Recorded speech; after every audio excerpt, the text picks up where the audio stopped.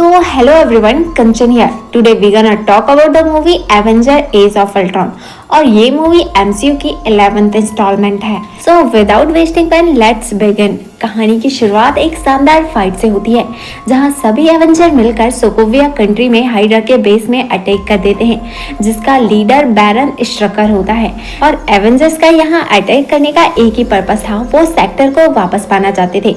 ये सेक्टर वही सेक्टर है जिसे एवेंजर मूवी में लोकी ने चुरा लिया था और किसी तरह से वो बैरन स्ट्रकर के हाथ लग गया था, जिस पर स्ट्रकर ने इस पर कई इलीगल एक्सपेरिमेंट किए थे जिससे कई लोगों की जान चली गई थी, जिसमें 2 ही लोग सरवाइव कर पाए थे, जिसमें थे वांडा और पिएट्रो मैक्सिमो, जो दोनों ट्विंस थे और दोनों के पास सुपर पावर्स थी. वांडा के पास थी माइंड रीडिंग की तो पिएट्रो के पास थी स्पीड से भागने की. यहीं पर वो सारे एवेंजर को टक्कर देते हैं. दूसरी तरफ स्ट्रकर की आर्मी भी एवेंजर से फाइट कर रही थी. अब एवेंजर 2 टीम में बट जाते हैं. वहीं हम टोनी को देखते हैं जो सेक्टर निकालने ही वाला था. तभी वहाँ वांडा आ जाती है और वो टोनी को उसका डर दिखाती है. दरअसल टोनी को इस बात का डर था कि एलियंस एक ना एक बार अर्थ पर हमला करेंगे जिससे उसके सारे दोस्त मारे जाएंगे और आयरन मैन चाहकर भी कुछ नहीं कर पाएगा. और अब वहाँ Tony, Thor, captain America, Natasha सबकी डेड बॉडी देखता है. और अब वांडा ये सब देखने के बाद सेक्टर को उसे ले जाने देती है. वो समझ गई थी कि टोनी इस सेक्टर को नहीं संभाल पाएगा और सेक्टर ही उन्हें तबाह कर देगा. अब सारे एवेंजर्स हेडक्वार्टर लौट जाते हैं और थॉर उस सेक्टर को एस्गार्ड ले जाकर सुरक्षित रख देना चाहता है, पर टोनी उससे सेक्टर को मांग लेता है जब तक पार्टी हो नहीं जाती. और पार्टी करीब 3 दिन के बाद होनी थी. थॉर भी एग्री हो जाता है. अब टोनी जानना चाहता था कि ये सेक्टर इतना पावरफुल कैसे है और टोनी और ब्रूस वैन के साथ मिलकर सेक्टर की स्टडी करते हैं, जहां टोनी को पता चलता है कि उस सेक्टर में कुछ ज्यादा ही एडवांस आर्टिफिशियल इंटेलिजेंस मौजूद है. अब टोनी हमेशा से एक ऐसा प्रोग्राम बनाना चाहता था जो बहुत ही एडवांस हो. उसका नाम अल्ट्रॉन देने वाला था और वो ब्रूस बैनर को ऐसा करने के लिए मना भी लेता है. पहले तो उसके पास इतने इक्विपमेंट नहीं थे, लेकिन अब वो सेक्टर उसके पास मौजूद था.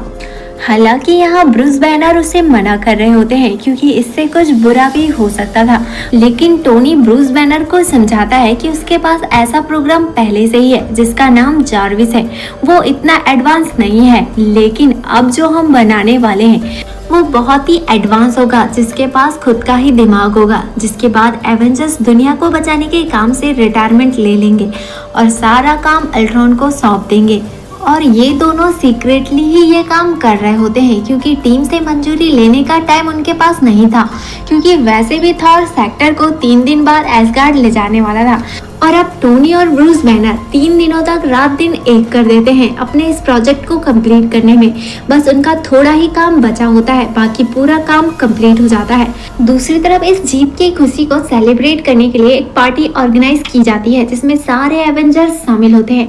और अब टोनी स्टार्क और ब्रूस बैनर भी उसी पार्टी के लिए निकल जाते हैं और बाकी बचा काम जार्विस को सौंप देते हैं. अगर कोई भी इमरजेंसी हो तो वो इसे इत्तला कर दे. सभी एवेंजर्स पार्टी को सेलिब्रेट कर रहे थे और थॉर के हथौड़े को उठाने का ट्राई कर रहे थे. सभी एक एक करके उसे उठाने की कोशिश करते हैं पर वो किसी से भी नहीं उठता. लेकिन हाँ, कैप्टन अमेरिका थॉर के हथौड़े को हिला जरूर देता है जिससे थॉर चौंक जाता है. दूसरी तरफ अल्ट्रॉन टोनी और ब्रूस बैनर की गैर मौजूदगी में खुद को कंप्लीट कर लेता है और एक्टिवेट हो जाता है. अब अल्ट्रॉन ने इंटरनेट की हेल्प से दुनिया और एवेंजर्स के बारे में सारी इंफॉर्मेशन जान लिया था. जहाँ टोनी ने अल्ट्रॉन को दुनिया की रक्षा के लिए बनाया था, पर अल्ट्रॉन इंसान को ही दुनिया के लिए खतरा समझ लेता है, इसलिए वो सभी इंसानों को मारने का डिसाइड कर लेता है और एक नई दुनिया बनाना चाहता है जिसमें वो इंसानों से बेहतर हो. जार्विस उसके इरादों को भाप लेता है और वो टोनी को इन्फॉर्म करने की कोशिश करता है, पर अल्ट्रॉन जार्विस को मार देता है. और अब अल्ट्रॉन अपने आप को रोबोट्स में अपलोड करके कुछ रोबोट के साथ पार्टी में पहुंच जाता है जहां सारे एवेंजर्स पार्टी एंजॉय कर रहे थे. यहाँ अगेन एवेंजर्स की फाइट होती है रोबोट से, जहाँ सारे एवेंजर रोबोट से फाइट कर रहे होते हैं और सभी को मार देते हैं. और यहीं भी अल्ट्रॉन भी मारा जाता है, लेकिन वो पूरी तरह से नहीं मरा था. वो इंटरनेट के थ्रू वहां से भाग जाता है और एक वार्निंग देकर स्ट्रकर के बेस में चले जाता है. जो कि सोकोविया कंट्री में मौजूद है। अल्ट्रॉन के वहां से जाने के बाद सभी टोनी पर नाराज होते हैं कि उसने बिना बताए इतना बड़ा कांड कर दिया। सारे एवेंजर अल्ट्रॉन को पकड़ने के लिए प्लानिंग करते हैं, जो कि बहुत ही मुश्किल हो चुका था क्योंकि उसने खुद को इंटरनेट पर अपलोड कर दिया था। दूसरी तरफ हम अल्ट्रॉन को देखते हैं जो स्ट्रकर के बेस में हाइड्रा की टेक्नोलॉजी से एक नई बॉडी तैयार करने की कोशिश करता है, जिसके लिए कुछ इक्विपमेंट की जरूरत थी। अब अल्ट्रॉन का एक मकसद था, वो पूरी इंसानियत को खत्म करके एक नई दुनिया बसाना चाहता था जिसमें सिर्फ रोबोट्स होंगे और वही पूरी दुनिया पर राज करेंगे। लेकिन अल्ट्रॉन के इस मिशन के रास्ते का कांटा एवेंजर्स थे, जिसे अल्ट्रॉन खत्म करना चाहता था। इसलिए अल्ट्रॉन सीधे वांडा और पिएट्रो से मिलता है, जो कि एवेंजर्स के हेटर्स थे। सबसे ज्यादा वो टोनी को नापसंद करते थे। असल में हुआ ये था कि जब ये दोनों छोटे थे तो इनके पेरेंट्स स्टार्क इंडस्ट्री के बम से ही मारे गए थे, जिसे एक टेररिस्ट ने फेंका था और वो वहाँ 2 दिन तक फंसे हुए थे और इसका जिम्मेदार वो टोनी को ही मानते थे। जब अल्ट्रॉन को ये सारी बातें पता चली तो वो सीधे वांडा और पिएट्रो के पास पहुंच जाता है, क्योंकि वो जानता था कि दोनों भाई बहन एवेंजर्स के हेटर हैं। इसलिए वो उनसे झूठ कहता है कि वो सिर्फ एवेंजर को मारना चाहता है। अब अल्ट्रॉन को अपने मिशन को कंप्लीट करने के लिए वाइब्रेनियम की जरूरत थी, जो कि दुनिया का सबसे स्ट्रॉन्गेस्ट मेटल है। इसलिए अल्ट्रॉन पहुंच जाता है सीधे स्ट्रकर के पास, जहां से वो इंफॉर्मेशन निकाल के उसे मार देता है और उसकी इमेज एवेंजर्स को भेज देता है। इसके बाद अल्ट्रॉन पहुंच जाता है साउथ अफ्रीका, जहां वो क्लॉ से मिलता है, जिसके पास वाइब्रेनियम का भंडार है और वो उसे पैसे ट्रांसफर करके उससे सारा वाइब्रेनियम ले लेता है। दूसरी तरफ हम एवेंजर्स को देखते हैं, जो अल्ट्रॉन ने इमेज भेजी थी वो उनको मिल जाती है और वो समझ जाते हैं कि स्ट्रकर के पास ऐसी इंफॉर्मेशन थी जो हमें पता चल जाती है और वो समझ जाते हैं कि अल्ट्रॉन को वाइब्रेनियम की तलाश है और वो पहुंच जाते हैं सीधे साउथ अफ्रीका।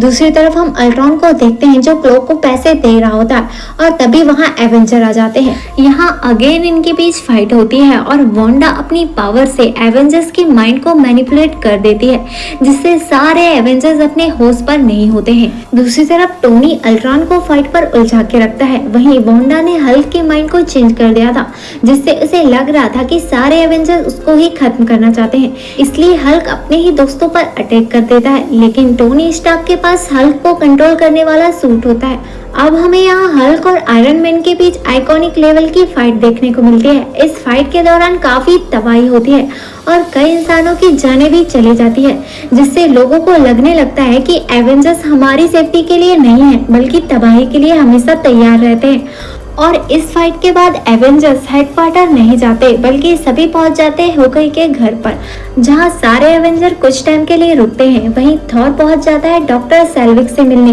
क्योंकि जब वांडा ने उस पर मैजिक यूज किया था तो उसे अजीब से विजन दिखे थे, जो कि पास्ट के नहीं बल्कि फ्यूचर के थे। इसलिए थॉर एग्जैक्ट बात समझने के लिए डॉक्टर सेल्विक से मिलने पहुंच जाते हैं, जहां दोनों पहुंच जाते हैं वाटर ऑफ साइट पर, जहां पुरानी शक्तियां थी, जिससे विजन का सही मतलब पता चल सकता था।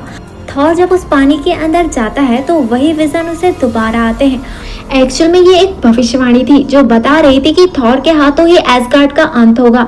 इसके साथ ही थॉर को इन्फिनिटी स्टोन नजर आ रहे थे, जिसे कोई तो था जो हासिल करना चाह रहा था, और साथ ही उसे एक इंसान के जन्म होते हुए दिखता है। दूसरी तरफ हम होकाई के घर का सीन देखते हैं, जहां सारे सुपर हीरो परेशान थे कि अल्ट्रॉन से कैसे फाइट करना है, क्योंकि वो बहुत ज्यादा पावरफुल हो गया था। तभी वहां निक फ्यूरी आ जाते हैं और सबको हिम्मत देकर फाइट के लिए रेडी करते हैं। दूसरी तरफ हम अल्ट्रॉन को देखते हैं, जो अर्थ पर न्यूक्लियर बम गिराने के लिए बार बार कोड्स को हैक कर रहा था, पर कोई तो था जो बार बार पासवर्ड चेंज करके परमाणु बम को गिराने से रोक रहा था। आखिर वो कौन था, इसके बारे में हम आगे डिस्कस करेंगे। यहाँ अल्ट्रॉन का ये मिशन फेल हो जाता है, इसलिए वो अपने दूसरे मिशन में लग जाता है। लेकिन दूसरे मिशन को अंजाम देने के लिए पहले वो खुद को और ज्यादा डेवलप करना चाहता था। इसके लिए उसे एक बॉडी चाहिए थी जो बहुत ही मजबूत हो, और इस काम के लिए अल्ट्रॉन पहुंच जाता है कोरिया के रिसर्च लैब में, जिसके साथ वांडा और पिएट्रो भी होते हैं, जहां वो साइंटिस्ट हेलन से मिलता है, जो कि ऐसी टेक्नोलॉजी जानती थी जिससे एक बॉडी बन सकती थी। पर हेलन उसकी हेल्प करने से मना कर देती है, जिस पर अल्ट्रॉन सेक्टर की हेल्प से उसके माइंड को कंट्रोल करके उसे बॉडी तैयार करने के लिए कहता है। अब हेलन वाइब्रेनियम और एआई स्किन से एक बॉडी बना देती है। जब बॉडी बन जाती है तो अल्ट्रॉन सेक्टर को तोड़कर उस पर माइंड स्टोन लगा देता है। अब जब बॉडी पूरी तरह से बन जाती है तो हेलन अल्ट्रॉन को उस पर अपलोड करना शुरू कर देती है। तभी वोंडा उसका माइंड रीड कर लेती है। पहले वो एक जस्ट प्रोग्राम था और अब उसके पास बॉडी थी तो उसका दिमाग था। इसलिए जब वोंडा उसका दिमाग पढ़ती है तो वो पृथ्वी को डिस्ट्रॉय होते हुए देख लेती है और समझ जाती है कि अल्ट्रॉन पूरी दुनिया को तबाह कर देगा और उन्हें समझ आ जाता है कि वो गलत कर रहे हैं और वोंडा और पिएट्रो वहां से भाग जाते हैं। जाने से पहले वोंडा हेलन को अल्ट्रॉन के कंट्रोल से निकाल देती है, जिसकी वजह से हेलन अल्ट्रॉन की अपलोडिंग रोक देती है। दूसरी तरफ एवेंजर्स को पता चल गया था कि अल्ट्रॉन खुद के लिए एक पावरफुल बॉडी बना रहा है। तभी वहाँ कैप्टन अमेरिका, नताशा और हुकई आ जाते हैं, लेकिन तब तक अल्ट्रॉन वहाँ से जा चुका था। कैप्टन अमेरिका डॉक्टर हेलन से मिलते हैं जिसे अल्ट्रॉन ने मार दिया था। डॉक्टर हेलन बता देती है कि अगर तुमने उस बॉडी को डिस्ट्रॉय किया तो पूरा शहर तबाह हो जाएगा क्योंकि उसमें एक इन्फिनिटी स्टोन जड़ा हुआ है। दूसरी तरफ हम अल्ट्रॉन को देखते हैं जो उस बॉडी को लेकर भाग रहा होता है। तभी कैप्टन अमेरिका, नताशा और हुकई अल्ट्रॉन का पीछा कर रहे होते हैं। यहाँ अल्ट्रॉन उनसे फाइट करने लगता है और ये न्यूज टेलीकास्ट हो जाती है जिसे वोंडा और पिएट्रो देख लेते हैं और वो उनकी हेल्प करने के लिए वहाँ पहुँच जाते हैं। वहीं नताशा ट्रक में चले जाती है और उस बॉडी वाले चेम्बर को ट्रक से निकाल कर हुकई के प्लेन में डाल देती है। तभी अल्ट्रॉन नताशा को कैप्चर कर लेता है। अभी हुकई वहाँ से चले जाता है क्योंकि अभी बॉडी वाले चेम्बर को बचाना ज्यादा जरूरी था। हुकई इस बॉडी को लेकर सीधे टोनी के पास आता है, जहां सभी चाहते थे कि टोनी इस बॉडी को डीएक्टिवेट कर दे, लेकिन टोनी के दिमाग में तो खुरापाती चल रही थी। जब वहां कोई नहीं होता तो टोनी ब्रूस बैनर से कहता है कि हम एक नया अल्ट्रॉन बनाएंगे, जिस पर ब्रूस बैनर उससे कहते हैं कि क्या तुम पागल हो गए हो? पहली बार जो हमने किया है उसका नतीजा देखा ना तुमने, फिर भी तुम वही गलती दोहराना चाहते हो। पर टोनी उससे कहता है कि जो अनजान शख्स उस परमाणु कोड्स की रक्षा कर रहा था वो जार्विस था। जब अल्ट्रॉन ने जार्विस को मारने की कोशिश की थी तो जार्विस इंटरनेट के जरिए छुप गया था और वो ही अल्ट्रॉन पर नजर गड़ाए बैठा हुआ था। यहाँ टोनी ब्रूस से कहता है कि हमें इस बॉडी में जार्विस को इनबिल्ट करना चाहिए ताकि हम एक परफेक्ट अल्ट्रॉन बना सके। पर ब्रूस यहाँ डर रहा था क्योंकि अल्ट्रॉन ऑलरेडी उस बॉडी में आधा अपलोड हो चुका था, इससे कुछ भयानक भी हो सकता था। पर ब्रूस भी यहाँ मान जाता है और अब वो प्रोसेस स्टार्ट कर देते हैं। तभी कैप्टन अमेरिका और वोंडा पिएट्रो वहाँ आ जाते हैं और उन्हें रोकने की कोशिश करते हैं और पिएट्रो जाकर सारी सप्लाई रोक देता है। तभी वहाँ थॉर आकर म्यूनिल से पावर देकर उस प्रोसेस को कंप्लीट कर देता है, जिससे बाहर आता है एक रोबोट का बनाया हुआ रोबोट जो अल्ट्रॉन, जार्विस और माइंड स्टोन का मिक्सचर था और बहुत ही ज्यादा पावरफुल। यहाँ सभी थॉर से पूछते हैं कि तुमने इसे बनाने में हेल्प क्यों की, जिस पर थॉर कहता है कि मैंने उस विजन में भविष्य को देखा था कि यही हमारी अल्ट्रॉन को हराने में हेल्प करेगा। यहाँ उस बॉडी का नाम विजन दिया जाता है जो एवेंजर्स का साथ देने के लिए तैयार था। यहाँ कोई भी विजन पर ट्रस्ट नहीं करता, लेकिन जब वो थॉर का म्यूनिल उठा लेता है तो सबको विश्वास हो जाता है। दूसरी तरफ हम नताशा को देखते हैं जिसे अल्ट्रॉन ने सोकोविया देश में कैद करके रखा था, उसी हाइड्रा के बेस में। अब सभी एवेंजर वहां पहुंचने की तैयारी करने लगते हैं, पर अल्ट्रॉन अब बचे हुए वाइब्रेनियम का खुद के लिए क्लोन रोबोट बनाता है और सभी रोबोट्स में खुद को अपलोड कर देता है। मतलब सभी रोबोट में अल्ट्रॉन मौजूद था, बाकी बचे हुए वाइब्रेनियम का एक मशीन तैयार करता है जिससे वो एक पूरे शहर को स्पेस में ले जाकर उसे नीचे गिराने वाला था। उसका ऐसे करने से शहर फ्रिक्शन के कारण एक मेटेओराइट की तरह वर्क करता, यानी कि वो जल उठता और जब वो अर्थ से टकराता तो वो पूरी अर्थ को तबाह कर देता। उसका ऐसा करने का रीजन यही था कि परमाणु बम वाला उसका प्लान फेल हो गया था।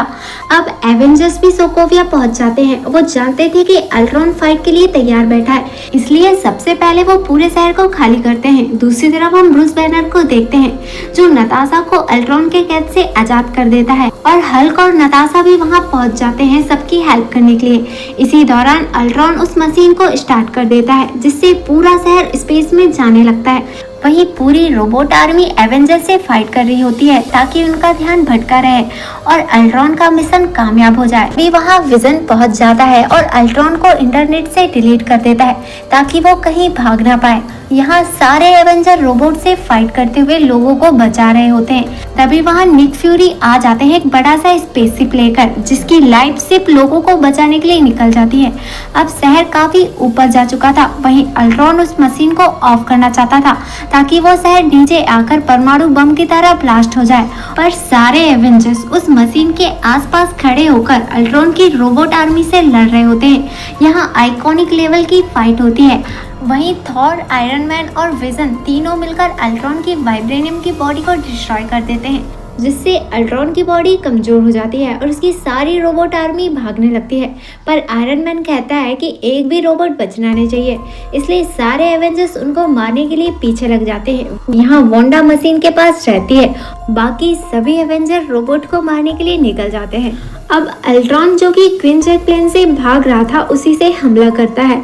यहाँ होकाई एक बच्चे को बचाने के लिए खुद को सेक्रीफाइस करने वाला था, पर तभी पिएट्रो उन दोनों को बचाकर खुद सेक्रीफाइस हो जाता है, जिससे वांडा को बहुत ज्यादा गुस्सा आता है और सारे रोबोट्स को जला देती है। और तभी हल्क उसी क्वीन जेट का पीछा करके अल्ट्रॉन को नीचे फेंक देता है। इसके बाद वांडा अपने भाई की मौत का बदला लेती है। सभी लोग बड़े स्पेसशिप में चले गए थे, लेकिन एक रोबोट उस मशीन के स्विच को प्रेस कर देता है और शहर नीचे गिरने लगता है।